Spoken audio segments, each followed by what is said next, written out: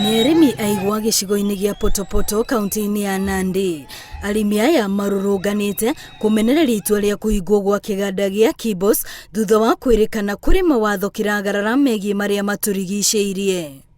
Tuko na saiti ya tani 2,000 iko chini. Kwa sisi peke yetu kwa Barangatuni tuko na tani 500 iko chini. Na hatukupewa hata notice na miwa itakauka. Tutaenda wapi na ni mali yetu. Wa mingi ilivunwa iko chini inakauka. Na weighbridge ikafungwa kwa ghafla bila wakulima kujua. Arĩmi marauga oni marĩkĩtie kũgetha igwa ciao na rĩu iromĩra mĩgũnda kuona gũtiarĩ na notithio ro yothe ĩgiĩ kũhingwo gwa kĩganda gĩkĩ. Watufungulie kwanza tumalize miwa ya iko chini, alafu waite sisi tumwambiwe.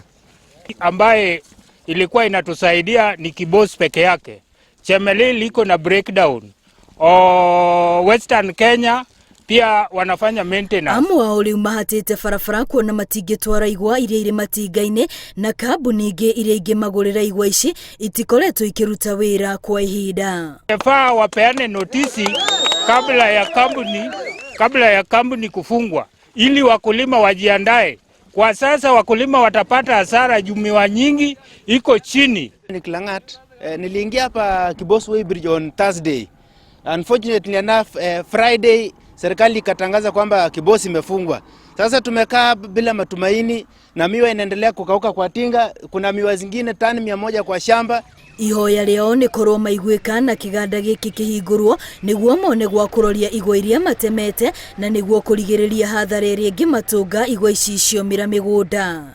Ngĩribotera Inooro TV, rĩtwa rĩakwa nĩ Wambui wa Macharia.